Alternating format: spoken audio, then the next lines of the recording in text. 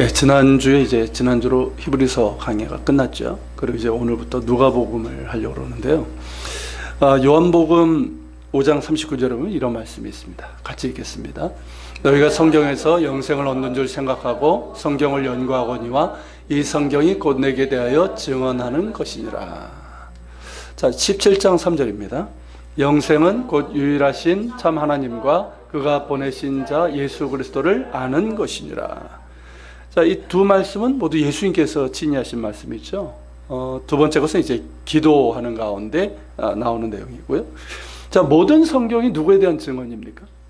예수님에 대한 증언이에요. 그렇죠? 구약 성경은 오실 메시아에 대한 증언이고 신약 성경은 오신 메시아에 대한, 그러니까 곧 예수 그리스도에 대한 증언입니다.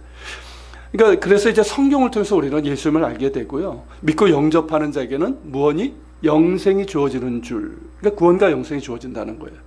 영생은 유일하신 하나님과 그가 보내신 예수 그리스도를 아는 것, 곧 믿는 것입니다.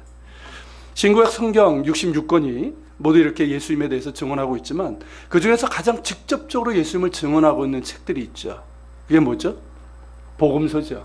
마태, 마가, 누가, 요한, 사복음서입니다. 그리고 이 복음서 중에서 예수님에 대한 내용을 가장 많이 담고 있는 책이 뭘까요? 그게 누가복음이에요. 그러니까 누가복음은 그 양도 이제 많거니와 그리고 다른 복음서에서 볼 수 없는 내용들이 많이 담겨져 있습니다. 그러니까 그만큼 예수님에 대해서 많으면서도 완벽하게 저술하려고 노력한 그 흔적을 우리가 볼 수 있는 거예요.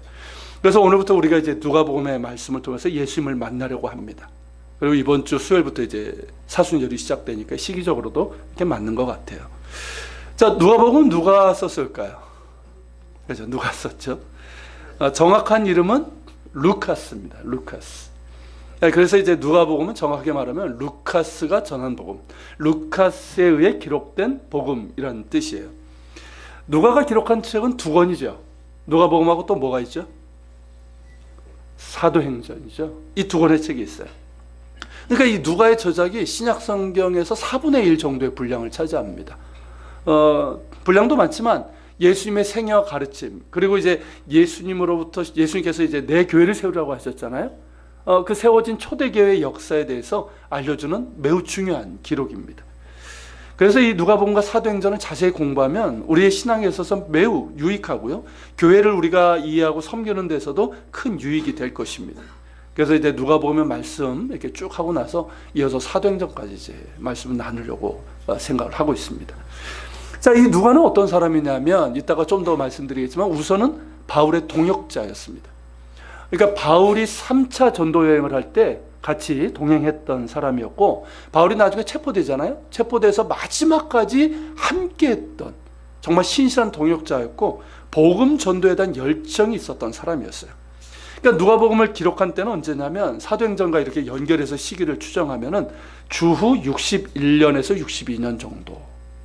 그때로 보게 됩니다. 자, 그렇다면 누가복음은 누구에게 쓴 걸까요? 독자가 있을 거 아니에요. 누구를 대상으로 한 걸까요? 본문에 나옵니다. 3절에 있는 것처럼 데오빌로라고 하는 사람이에요. 여기 보면 이제 데오빌로 각하에게 이렇게 돼 있는데 직역을 하면 뭐냐면 존귀하신 데오빌로시여. 자, 우리말로 이제 존귀하신, 이게 이제 헬라식 그 존칭인데요. 이건 누구에게 썼냐면 로마 시대 고위관리 그리고 이제 귀족에게 사용됐는데 이것을 통해서 보면 데오빌로라고 하는 사람은 어떤 사람? 예, 로마의 고위관리거나 지방 공직자였을 것입니다. 이게 누가 이제 알게 된 사람이라는 거죠. 그리고 4절에 보면 이는 각하가 알고 있는 바를 더 확실하게 하려 함이로다라고 했는데, 자, 이것으로 미뤄보면 데오빌로라고 하는 사람은 누구에 대해서? 예수님에 대해서 알고 있었던 것이 분명합니다. 그런데 그가 알고 있는 바를 더 확실하게 하려고 이 책을 썼다는 것을 본다면 아직 예수님을 온전히 영접해서 믿고 있었던 것 같지는 않아요. 그러니까 예수님에 대해서 듣고 관심은 갖고 있는데 완전히 믿고 있는 건 아닌 것 같아요. 자, 당시 로마 사회에서 고위 관리라고 했을 때 예수님 믿기가 쉬울까요? 쉽지 않습니다. 자, 본격적인 박해는 네로 황제에 의해서 주 64년부터 시작이 돼요. 그러니까 누가복음이 쓰여지기 한 2, 3년 후에 이제 본격적인 박해는 시작이 되지만 그 전부터 기독교인에 대한 오해, 편견이 있었고요. 지역에 따라서는 간헐적이고 부분적인 박해가 있었습니다. 그리고 이제 고위 관리이기 때문에 아무래도 이거는 자유롭지 못한 거예요. 데오빌로 역시 나사렛 예수에 대한 그 이야기를 듣고 나서 마음이 움직였어요. 그렇지만 자신의 지위 때문에 망설이고 있었을 것이고, 그런 그에게 누가는 예수님에 대해서 자세히 전하면서 그가 예수님을 온전히 영접하여 믿게 하기 위해서 이 복음서를 쓴 거예요. 이것을 보면 누가의 열정을 느끼게 됩니다. 복음 전도의 열정이고 구령의 열정, 영혼 구원의 열정인 것이죠. 이 데오빌로라고 하는 한 사람을 구원하기 위해서 정말 많은 노력과 시간을 기울여서 이 책을 기록한 것이거든요. 그리고 그가 누가복음을 통해서 예수님을 영접한 후에는 뭘 전하게 됩니까? 성령 강림 후에 세워진 초대교회에 대해서 알려주게 된 거예요. 그게 사도행전이잖아요. 물론 이제 누가복음과 사도행전은 그 이후에 이방인 신자들은 물론 모든 신자들에게 이제 회람되는, 이게 이제 필사가 되고, 그래서 이제 많은 교회들이 이제 회람되는 그런 이제 책이 되고 이제 성경으로 이제 들어가게 되지만, 그 처음은 어땠습니까? 오직 한 사람, 데오빌로를 위해 기록한 책이라는 거죠. 한 영혼에게 예수님을 전하고 그를 구원으로 이끌기 위한 누가의 열정이 고스란히 담겨져 있는 책이 바로 누가복음이고, 그 속편인 사도행전인 거예요. 여러분, 우리는 어떻습니까? 내가 아는 한 영혼을 위한 이런 구령의 열정이 있는지요? 예수님을 알지 못해서 여전히 죄 가운데 있고 고통과 저주 가운데 살아가고 참된 길을 알지 못해서 방황하는 영혼들을 위한 열정이 있습니까? 한 영혼을 위해서 간절히 기도하고 눈물로 기도하고 그에게 어떻게든 예수 그리스도의 복음을 전하고자 하는 열정이 우리 가운데 있는지요? 하나님께서는 세상 모든 사람들이 예수 그리스도를 믿어 구원받기를 원하십니다. 그리고 이를 위해서 지금도 열심으로 일하고 계십니다. 그러나 동시에 하나님의 마음은, 이런 하나님의 마음을 알아서 한 영혼을 향한 전도의 열정을 가진 이들을 찾고 계시고 그런 사람들을 통해서 일하십니다. 제가 한 20여 년 전에 들은 것이라서 그분이 정확하게 어느 분인지는 제가 기억이 나지 않는데요. 여자분이었고요. 그 당시에 전도왕으로 유명했던 분이에요. 뭐 전도왕이 좀 있지 않습니까? 그분이 이제 전도에 대한 일화를 제가 들은 적이 있는데, 이분이 한 번은 강원도 산간 마을에 이제 전도를 갔어요. 그러니까 교회에서 간 것 같아요. 이게 여름에 이렇게 봉사활동 겸해서 수련회 가는 거 있잖아요. 그래서 산간 마을에 이제 전도를 갔는데 거기서 할머니 한 분에게 복음을 전했어요. 그랬더니 그 할머니가 그랬답니다. 왜 이제 왔어? 왜 이제 왔어? 하면서 눈물을 흘리다는 거예요. 그러니까 복음을 듣고 나니까 내가 훨씬 일찍 이 예수님을 믿었다면, 내가 예수님 믿고 알았더라면 얼마나 좋았겠느냐 하는 것이에요. 이 말을 듣고 나서 이분이 가슴에 불이 붙는 것 같았답니다. 그러면서 자신의 게으름과 무관심에 대해서 회개를 했다고 그래요. 전하는 자가 없는데 어찌 구원에 이를 수가 있겠습니까? 그 이후로부터 이분이 날마다 쉬지 않고 기도하면서 복음을 전했고, 그래서 매해 수백 명을 전도하는 그런 분이 되었다는 거예요. 우리가 그분처럼은 되지 못한다 할지라도 한 영혼을 주님께 인도하기 위한 간절함이 있기를 바랍니다. 그가 나의 가족이라면 정말 눈물로 간절히 기도해야 됩니다. 그렇지 않습니까? 저 역시 21살 때 예수님을 다시 만나고 나서 아버지 구원을 위해서 날마다 기도했어요. 예수님을 다시 뜨겁게 만나고 나니까 아버지의 영혼이 보이는 거예요. 그전까지는 아버지하고 좀 이렇게 아들과 아버지의 관계 그런 거 있잖아요. 좀 불만도 있고 그랬었는데, 그러고 나니까 아버지의 영혼이 보이는 거예요. 그래서 그때서부터 기도를 했는데, 같이 은혜 받았던 제 친구 있어요. 그 친구하고 같이 교회 마룻바닥에서 같이 부둥켜 안고 울면서 기도도 하고 그렇게 기도를 했어요. 7년간 그렇게 기도하고 아버지에게 또 짧게나마 아버지 기분 좋을 때 아버지 교회 다니셔야 돼요, 이렇게 이제 전도도 했습니다. 그리고 마침내 아버지가 마음을 여셨고 교회 나가셨고 예수님을 영접해서 세례를 받으셨어요. 지금은 고인이 되셨지만 천국에 계신 아버지를 이렇게 생각하면 제가 아버지에게 한 제일 잘한 일이 바로 이거다, 그렇게 생각을 합니다. 여러분, 믿지 않는 가족이 있다면 간절함을 기도하고 지혜롭게 때를 얻어서 전도해야 됩니다. 그것이 진짜 가족을 사랑하는 일이에요. 내가 아는 사람들이 있습니까? 여러분 가까운 분들이 있습니까? 그를 위해서도 기도하며 전도할 수 있기를 바랍니다. 지난주에 태신자 그 작전 카드 이렇게 나눠드리고 작정하시라고 그랬는데 그것이 여러분들에게 어떻게 다가오는지 모르겠어요. 좀 부담스럽죠? 이제 부담이 두 종류가 있는 것 같아요. 별로 내키지 않는 부담일 수도 있고요. 아니면 정말 그 영혼을 위한 영적인 부담으로 다가올 수도 있을 것 같아요. 여러분, 예수님께서 우리에게 사랑을 명령하셨는데 우리가 누군가를 사랑할 수 있는 최고의 방법은 전도입니다. 전도예요. 물론 빵도 줘야 되겠지만 그 영혼이 구원받는 거예요. 그 영혼이 구원받아 하나님의 자녀가 되는 거예요. 전도왕처럼 1년에 수백 명, 그렇게까지는 전도하지 못한다 할지라도 1년에 한 명은 전도해야 되지 않을까요? 한 영혼이 천하보다 귀하다고 하셨는데 예수님을 알지 못해서 죽어가는 영혼 구원해야 되지 않을까요? 여러분, 전도합시다. 오늘과 늦어도 다음 주일까지는 태신자 작전 카드 작성해서 제출해 주시고 정말 온 교우들이 그거 여러분 명단 다 뽑아가지고 다 나눠드릴 거예요. 그래서 여러분들도 같이 기도하면서 그렇게 전도할 수 있길 바랍니다. 혼자 기도하면서 하는 거 어렵지만 같이 전도하면서 하자는 거예요. 여러분, 예수님께서 그렇게 말씀하셨어요. 천국에서는 죄인 하나가 회개하고 돌아올 때 큰 잔치가 열린다. 예수님께서 하신 말씀이에요. 여러분, 주님께서 얼마나 좋으신지 한 영혼이 구원받을 때마다 잔치를 여신다는 거예요. 여러분, 그런 잔치를 열게 한 사람에게 얼마나 큰 상급이 주어질까요? 그렇지 않겠습니까?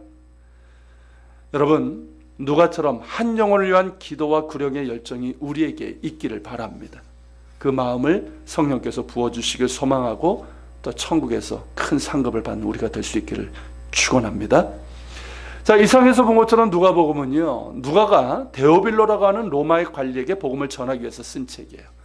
여기서 중요한 건 뭐냐면 누가복음은 이방인 저자가 이방인 독자에게 쓴 복음서라는 점이에요. 이게 사복음서에서 유일한 거예요. 여러분, 마태복음은 누가 썼습니까? 유대인 마태가 유대인 신자들에게 쓴 거예요. 그러다 보니까 유대적인 배경이 많아요. 그래서 좀 어려워요, 생각보다. 자, 마가복음은 어떻습니까? 유대인 마가가 유대인과 이방인 모든 신자를 대상으로 쓴 책이에요. 대신 좀 짧아요. 요한복음 역시 그러합니다. 그러니까 마태와 요한은 예수님의 제자이기도 하죠. 반면에 누가복음은 이방인인 누가가 자신이 만난 예수님을 이방인인 데오빌로에게 전하기 위해서 기록한 책이라는 것이죠. 그러다 보니까 이방인들이 잘 이해할 수 있도록 배려를 했어요. 용어들 있잖아요. 그러니까 쉽게 하면 우리로 하면 그런 거예요. 자, 교회 한 번도 오지 않은 분들, 그런 불신자가 교회 딱 와서 제일 낯선 게 뭐냐면 용어거든요. 그렇잖아요. 제가 가끔 말씀드리지만 은혜라는 말, 이건 어디서 들어봤어요? 어디서 많이 들은 여자 이름이었거든요. 그렇죠? 낯선 거예요. 근데 이제 이 누가 같은 경우는 이방인들을 배려해서 그 용어들, 어려운 용어, 그리고 문체에 있어서도 굉장히 이렇게 세심하게 배려를 하면서 이방인들이 잘 알 수 있도록 했어요. 그러면서도 예수님에 대한 내용을 많이 전하려고 애를 썼어요. 그런 까닭에 초신자들에게 성경을 읽으라고 하면 누가복음서부터 읽으라, 그렇게 권하는 겁니다. 마태복음은 처음부터 어떻습니까? 보통 이제 예수님 믿고 나서 교회 다니고 나서 성경 읽다고 마태복음 딱 열잖아요. 그러면 낳고 거기서 질려버리잖아요. 그렇죠? 근데 누가복음은 어떻습니까? 예수님의 출생부터 이렇게 십자가 부활 승천까지 순서적으로, 그러면서도 매우 격조 높게, 그러면서도 어렵지 않게 기록하고 있어서 초신자들에게 좋고요. 기성신자들 역시 어떻습니까? 예수님의 가르침과 사역에 대해서 자세하게 알 수 있는 책입니다. 자, 이제 오늘 이제 본문으로 들어가게 되는데요. 오늘 본문은 누가복음의 서언과 같은 거예요. 서문이라고도 할 수 있겠고요. 헬라어 원문으로 보면은 굉장히 격조가 높은 그런 이제 문장으로 평가를 받고 있습니다. 그러니까 누가라는 사람이 아주 문필가로서도 아주 뛰어난 사람이라는 거예요. 윌리엄 바클레이라고 하는 신학자가 있습니다. 유명한 분이신데 이 윌리엄 바클레이가 그런 얘기를 했어요. 누가복음의 서언이 뭐와 같냐면 마치 이런 어조라는 거예요. 나는 지금 이 세상에서 가장 위대한 이야기를 기록하고 있는데 이 이야기를 대신할 수 있는 것은 아무것도 없다. 그런 어조로 지금 얘기하고 있다는 거예요. 즉 자신이 어디서 그냥 주워 들은 얘기, 그런 얘기 있잖아요. 주워 들은 얘기, 카더라. 혹은 자신의 어떤 개인적인 잡다한 글이 아니라 아주 신중하고 철저하게 연구해서 만들어낸 결과물이라는 것을 강조하고 있다는 거예요. 실제로 누가는요, 상당한 지식과 전문성을 가진 당대 지성인이었습니다. 누가의 직업이 뭐였죠? 의사였어요. 그러다 보니까 누가복음을 읽어보면 여러분, 다른 복음서에 비해서 이 의학적인 관심이 굉장히 많습니다. 그리고 누가는 역사가였어요. 그러니까 역사가에게서 제일 중요한 것은 뭘까요? 객관적으로 있는 사실 그대로를 잘 정리하고 분류해서 기록하는 거예요. 이게 역사가의 가장 기본이에요. 그러니까 의사로서는 어떻습니까? 합리적이고 과학적인 증거들이 중요했다면 역사가로서는 어떻습니까? 실제로 일어났던 일들을 잘 살피고 정리해서 기록하는 거예요. 그리고 누가는 앞에서 본 것처럼 유대인이 아니고 헬라인이었고, 그러고도 헬라어에 능통했고요, 아주 격조 높은 글을 쓸 수 있는 문필가, 지성인이었습니다. 그렇기 때문에 누가복음의 서원은 윌리엄 바클레이가 한 말처럼 이 세상에서 가장 위대한 이야기를 의사로서, 역사가로서, 그리고 문필가로서 신중하고 정확하게 연구해서 기록했고, 그러므로 이 이야기를 대신할 수 있는 것은 아무것도 없다 하는 어조가 느껴지는 거예요. 이것은 자신의 기록에 대한 자부심이라기보다는 자신이 기록한 이 이야기가 얼마나 정확하고 위대하고 아름다운 것인지를 밝히고 있는 겁니다. 누가는요, 서원에서 왜 이 책을 기록했는지를 이유를 밝히고 있어요. 자, 1, 2절을 다시 한번 보겠습니다. 우리 중에 이루어진 사실에 대하여 처음부터 목격자와 말씀에 일꾼된 자들이 전하여 준 그대로 내력을 저술하려고 붓을 든 사람이 많은지라. 자, 우리 성경은 한 문장으로 쭉 이어져 있는데 헬라어는 두 문장으로 되어 있어요. 그러니까 어떤 뜻이냐면, 많은 사람들이 우리 가운데 일어난 사건을 순서대로 기록하려고 했다는 거예요. 그런데 이제 그 소스가 뭐냐면, 처음부터 목격한 사람들과 말씀에 일꾼된 자들이 전해준 그대로를 기록하려고 했다는 거예요. 자, 처음부터 목격자는 누굴까요? 누구를 얘기하는 거예요? 처음부터 목격자, 예수님의 12제자들, 그리고 그 외 제자들이 있는 거 아시죠? 70명의 제자들을 파송하잖아요. 그 70명, 그리고 예수님의 십자가 죽으심과 부활과 승천을 목격한 사람, 좋게 500명 이상 되는 사람들이에요. 자, 그리고 말씀에 일꾼된 자들, 이건 누굴 얘기하는 걸까요? 말씀에 일꾼된 자들, 이게 뭐냐면 공인된 이야기꾼들을 얘기하는 거예요. 지금은 없지만 예전엔 공인된 이야기꾼들이 있었어요. 여러분, 유대인들에게 있어서 중요한 것 중에 하나가 뭐냐면 구전입니다. 구전, 입으로 전하는 거예요. 그러니까 구전은 하나님의 말씀을 이렇게 말로 이렇게 전해주는 거예요. 이게 굉장히 중요했어요. 지금도 그래요. 그러니까 유대인들은 글로 기록된 성경은 물론 구전으로 전해지는 하나님의 말씀도 중요하게 여겼습니다. 그래서 늘 성경을 암송하고 권위 있는 랍비들의 성경 해석도 이렇게 암송을 해요. 그래서 그 성경 암송에서 유대인의 지혜가 나온 거예요. 그래서 여러분, 성경 많이 암송하는 것이 좋습니다. 할렐루야. 여러분, 유대인에게 있어서 구전의 중요성은 탈무드에서도 볼 수 있는 거예요. 탈무드 아시죠? 랍비들의 성경 해석이에요. 이게 원래는 구전된 거예요. 기록된 게 아니었어요. 그냥 대를 통해서 구전되다가 점점 많아지니까 이것을 집대성해서 편집한 게 뭐냐면 그게 탈무드예요. 유대인들의 지혜 보고라고 그러죠. 이렇듯 유대인 사회에서는 공인된 이야기꾼이 있었어요. 그러니까 아무렇게나 이야기를 전하는 자들이 아니라 자신이 진짜 목격하고 들은 것을 정확하게 전하는 공인된 이야기꾼들이 있었다는 것이죠. 당시에는 이것을 상당히 신뢰를 했습니다. 여러분, 철학자 플라톤 아시잖아요? 플라톤 역시 무슨 얘기를 했냐면, 어떤 사건을 기록하는 데는 위험이 따른다고 하면서 어떤 사건을 올바로 이해하고 전달하는 최고의 방법은 사람의 기억이다 라고 얘기했어요. 즉, 글로 쓴 것보다 사람의 기억이 더 믿을 수 있다는 거예요. 생생한 증언이 더 정확하다는 거예요. 사실 책이나 문서의 기록은 우리는 이제 다르게 생각할 수 있지만 실제로 잘 생각해 보세요. 책이나 문서의 기록은요, 경우에 따라서는 출처가 불분명하고 불확실한 경우가 많습니다. 그리고 허위, 조작, 왜곡, 과장된 경우가 진짜 많아요. 하지만 그 사실을 직접 목격하고 경험한 증인들의 경우는 어떻습니까? 사람들의 눈으로 직접 그 사람을 확인하는 거잖아요. 그래서 이 사람의 말을 믿을지 안 믿을지를 이렇게 판단할 수 있단 말이죠. 그래서 성경은 어떤 사건을 재판할 때 두세 사람의 증인을 요구했던 것이죠. 그렇게 사실에 대해서 처음부터 목격한 자들, 그리고 이 사실을 말로써 전하는 이들이 전한 것들을 그대로 저술하는 이들이 많았다는 거예요. 그 중에는 복음서 중에 제일 먼저 기록된 마가복음이 있었을 것이고 바울의 서신도 있었을 것이고요. 그 외에 많은 사람들이 우리 중에 이루어진 사실을 기록하려고 했다는 것이죠. 그렇다면 여러분, 우리 중에 이루어진 사실은 뭘까요? 우리 중에 이루어진 사실 뭘까요? 이게 헬라어 원문으로 하면 사건이에요. 사건. 우리 가운데 일어난 사건이에요. 자, 우리 중에 이루어지고 일어난 이 사실, 이 사건은 무엇을 얘기하는 걸까요? 예수 그리스도예요. 예수 그리스도. 예수 그리스도께서 구약 성경의 예언대로, 약속대로 이 땅에 오셨다는 사실이에요. 그분은 사람으로 오셨지만 하나님의 아들이시고 이스라엘과 온 인류를 구원하실 메시아, 곧 구세주라는 사실입니다.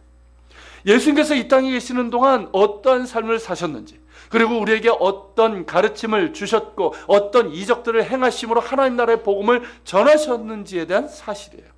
그리고 가장 중요한 사건은 뭡니까? 그 사건이 우리에게 일어났는데 그것은 십자가와 부활 사건이에요. 죄 없으신 하나님의 아들께서 우리 죄를 지시고 십자가에 달려 돌아가셨고 사흘 만에 다시 살아나셔서 인류의 속죄와 구원의 길을 여셨다는 사건입니다. 그렇죠, 여러분?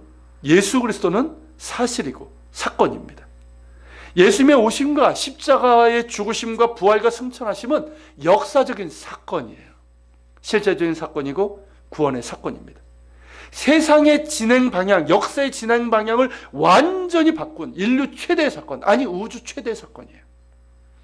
그 역사적인 사건을 기록하려는 일이 많았고 누가 역시 이 사건을 기록하려고 했는데 3절에서 말하는 것처럼 어떻게 얘기하고 있습니까? 그 모든 일을 근원부터 자세히 미루어 살핀 나도 데오빌로 각하에게 차례도 써먹는 것이 좋은 줄 알았네. 즉 예수 그리스도의 이 사실과 사건을 아주 근원부터 자세하게 그리고 정확하게 조사해서 그 이야기를 순서대로 썼다는 거예요. 여기서 여러분 누가가 강조하고 있는 것이 뭔지 이해가 되십니까? 역사성이에요. 역사성. 여러분, 예수 그리스도는 역사적인 사실이고 사건이라는 겁니다. 여기서 제가 한 책을 이제 소개하려고 하는데요. 10여 년 전에 이제 발간이 되어서 베스트셀러가 된 책이에요. 이 책이에요. 예수는 역사다라는 책입니다. 최근에 이게 영화로도 나왔던 것 같은데, 그러니까 영어 제목은 The Case for Christ예요. 여러분, 케이스라는 말 아시죠? 보통 이제 뭐 경우 뭐 이런 얘기를 하지만, 여러분 법적인 용어로 쓸 때는 뭐냐면 이게 사건을 얘기하는 거예요. 이제 조사 중의 사건, 법정 소송 중의 사건, 그 사건을 얘기하는 거예요. 그러니까 The Case for Christ는 무슨 뜻이에요? 예수 그리스도 사건, 예수 사건 이런 뜻이에요. 그러니까 마치 법정 소송처럼 이 객관적이고 면밀하게 예수 그리스도에 대해서 조사하고 판결을 내린 사건이라는 거죠. 제목부터가 좀 흥미롭지 않습니까? 이 책의 저자가 누구냐면 리 스트로벨이라는 사람인데 이분이 예일대 법대 출신이에요. 그리고 시카고 트리뷴지의 법률 문제 편집가, 그러니까 저널리스트예요. 그러니까 법대 출신의 저널리스트. 범상치 않지 않습니까 벌써? 이 사람이 원래 무신론자였어요. 성경은 뭐라고 생각하냐면 그저 사람들의 소망, 그리고 고대 신화와 전설, 그리고 원시적인 미신 때문에 만들어진 것이고 그것을 증명할 만한 증거를 나는 충분히 갖고 있다라고 생각했던 사람이에요. 또한 성경은 너무 불합리하고 믿을 수 없는 것이라고 생각을 했고요. 이를테면 이런 생각을 했어요.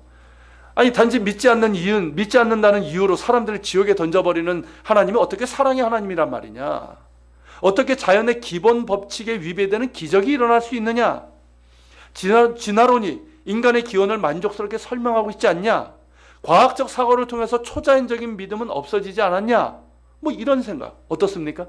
믿지 않는 사람들이 갖고 있는 이런 생각, 일반적인 생각이죠. 이 사람 역시 이런 생각을 했고요. 예수님에 대해서도 예수는 그저 혁명가요, 현인이고 인스타파를 주장했던 유대인이었지 그는 결코 하나님의 아들도 아니고 미신적인 사람들이 상상으로 만들어낸 그런 인물이다 라고 그렇게 생각을 했어요. 자신은 이것을 충분히 증명할 수 있다라고 생각을 했었어요.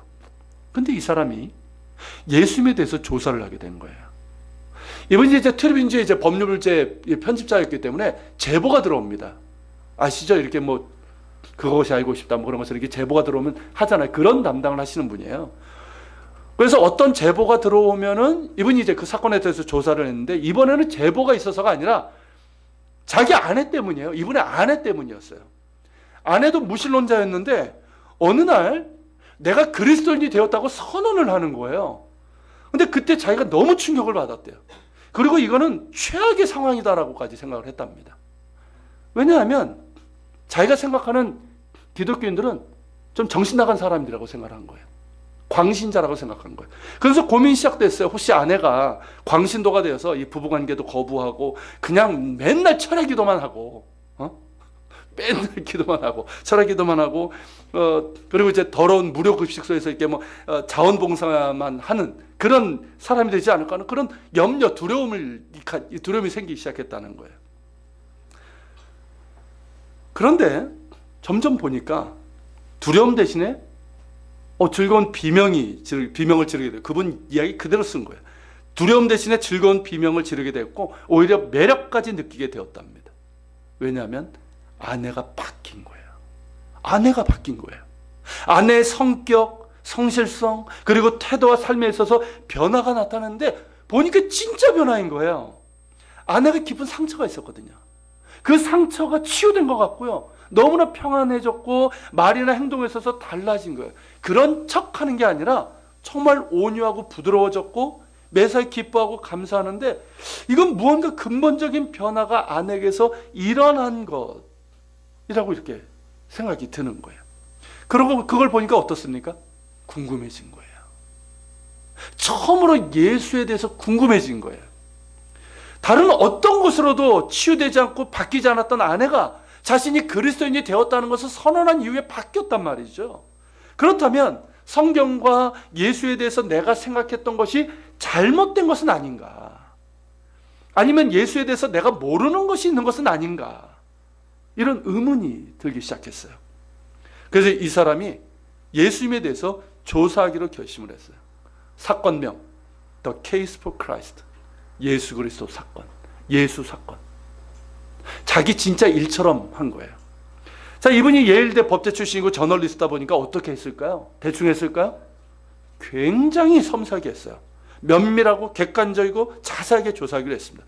그래서 역사 고고학을 주의 깊게 연구를 했고요. 고대 문헌까지 다 살펴봐서 공부를 했어요.